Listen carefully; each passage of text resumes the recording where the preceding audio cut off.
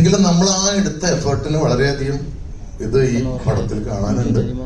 പിന്നെ ഇപ്പൊ ഈ കുട്ടി ചോദിച്ച പോലെ പൊങ്കാല എന്ന് പറഞ്ഞാൽ ഇതൊരു കുടുംബ ബന്ധങ്ങളുടെ പൊങ്കാലയാണ്, ചതിയുടെ പൊങ്കാലയാണ്, ഇടിയുടെ പൊങ്കാലയാണ്, പാട്ടിന്റെ പൊങ്കാലയാണ്. ഇപ്പൊ ഈ അടുത്തിടയ്ക്ക് എന്റെ മാൻ പറഞ്ഞു, അപ്പ അതിന് ആ ഒരു പള്ളത്തി മീൻ എന്ന് പറഞ്ഞ പാട്ട് അത് ഭയങ്കര ഹിറ്റായിട്ട് വന്നു. അപ്പോഴാണ് ഞാൻ പറഞ്ഞേ അങ്ങനെ സംഭവം ഉണ്ടോ? അപ്പൊ ഞാനൊരു പാട്ട് കേട്ടിട്ടുണ്ട്, അത് എനിക്കറിയില്ല. നമ്മുടെ അതാണ് ഏറ്റവും വലിയ രസം. എനിക്കത് ഈ പടത്തിൽ നമുക്ക് ഇതിനകത്ത് പാട്ടുമായിട്ട് വലിയ ബന്ധങ്ങളില്ലല്ലോ ഈ പടത്തില്.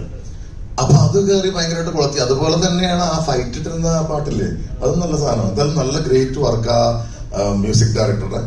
പിന്നെ ഇതിനകത്ത് എടുത്തു പറയേണ്ട കാര്യം, ഇതിനുവേണ്ടി വളരെയധികം കഷ്ടപ്പെട്ട് ഓടി നടന്ന സെവൻ ആർട്സ് മോനേട്ടൻ. അത് പ്രത്യേകം എവിടെ ആള് പോയോ? അയ്യോ എത്ര കഷ്ടപ്പെട്ട ആ പാവം. ഇങ്ങനെ അവൻ മെയിൻ കാരണം ഈ പടം പല പല ഷെഡ്യൂളുകളായി മാറി മാറി. അതുപോലെ തന്നെ പ്രൊഡ്യൂസർമാർ ദീപു, അനിൽ, ഇവരെല്ലാം ഇതിനു വേണ്ടി പുറകിൽ വളരെയധികം കഷ്ടപ്പെട്ട ആൾക്കാരാണ്. പിന്നെ ഈ പറയുന്ന പോലെ ബാസി അത്രയധികം സഹകരിച്ച് ഓരോ പ്രാവശ്യം ഇടിയുടെ നമുക്ക് പറയാം തുടങ്ങിക്കഴിഞ്ഞാൽ പിന്നെ 3-4 ഫൈറ്റ്. ആ കാലത്ത് ഫേസിറ്റിൽ ഫൈറ്റ്, രാത്രി കടപ്പുറത്ത് ഫൈറ്റ്, അത് കഴിഞ്ഞാൽ മറ്റേ ഐസ് ഫാക്ടറിയിൽ ഫൈറ്റ്.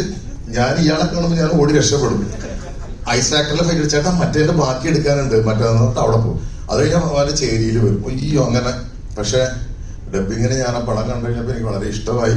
ഇനി ബാക്കിയുള്ള കാര്യങ്ങളെല്ലാം നമുക്കറിയാമല്ലോ, സിനിമ എന്ന് പറഞ്ഞാൽ ഭാഗ്യത്തിൽ മാത്രം നിൽക്കുന്ന സാധനം.